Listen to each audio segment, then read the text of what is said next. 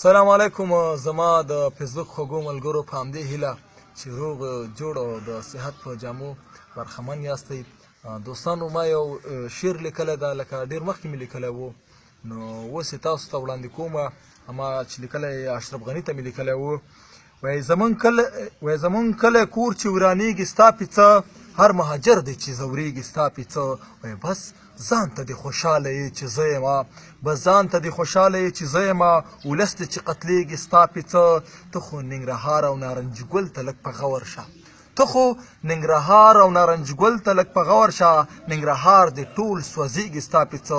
وایي خوست کې د خوستي اشنا تپوس وکړه، کونډه مور یې چې جړېږي ستا پیڅه. او راشه د کونړ ښایست لاهو شولو، راشه د کونړ ښایست لاهو شولو، توغندي پې راورېږي ستا پیڅه، توغندي پې راورېږي ستا پیڅه. وایي راشه لږ کابل ته بې ګناه چې وه، راشه لږ کابل ته بې ګناه چې وه، پرخنده چې سنګسارېږي ستا پیڅه. وایي بس کړه پکتیاواله د رقیب پوښتنه مه کوه، وایي بس کړه پکتیاواله د رقیب پوښتنه مه کوه، رقیب دې نه شرمېږي ستا پیڅه، رقیب دې نه شرمېږي ستا پیڅه. له ملتیا مو ډېره مننه. ښاد او ډاډمن اوسئ. لایک او شیر مه هېروئ.